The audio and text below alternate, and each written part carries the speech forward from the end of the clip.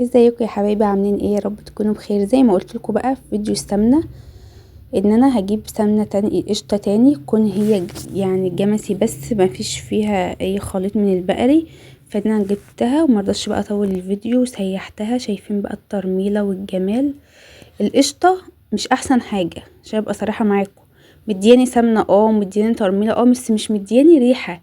مش ريحه السمنه، يعني عاملاها في بيتي بس مش ريحه السمنه لا، مش حلو، ما عجبتنيش. الاولانيه اللي هي كانت الخليط افضل، كنت جايبه نوع تاني جمسي كان افضل. فهنا بقى بيرجع السمنه لنوع القشطه، عشان لو جبت قشطه وسيحتيها وما طلعش نفس اللي انا بقول عليه. فانا بقول اهو انا جبت هنا 2 كيلو قشطه، طلعوا لي هنا كيلو سمنه، كيلو 45 جرام بالظبط، وطلعوا لي 300 جرام عجوزه او مرطه على حسب ما تسميها. ما طلعوليش زي الاتنين كيلو قشطه التانيين، طلعوا لي كيلو وربع سمنه، وطلعوا لي 200 جرام مرطه. هنا القشطه كانت معموله يعني متقشطه باللبن بتاعها، فكان اللبن كتير فاتبخر، والتجبينه بتاعت اللبن الرايب فطلعت منها مرطه اكتر.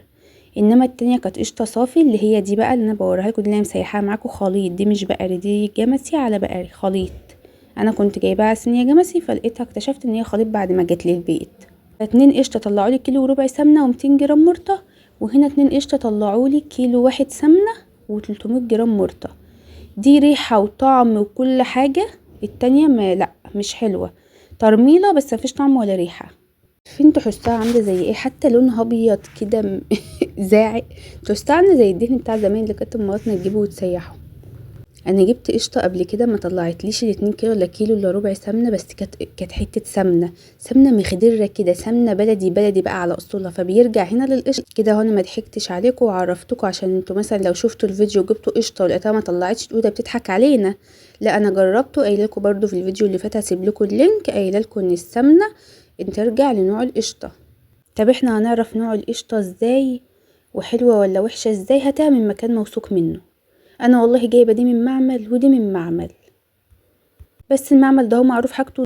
المعمل التاني ما كنتش جربته بصراحه، فانا لما جربته فانا مش هرجع له تاني. يلا بقى عشان ما اطولش عليكم، هسيب لكم اللينك تشوفوا طريقه تسييح السمنه. هسيب لكم لينك الفيديو. ولو لسه ما حطيتيش اللايك بقى اعملي لنا لايك وسبسكرايب للقناه عشان تكبر بيكم. ولو لسه ما صليتش على الرسول، صلي على الرسول، ودايما سبحي كده واذكري ربنا. ولو عجبكم الفيديو دعمونا بلايك، واستنونا في فيديو جديد مع مطبخ سومة.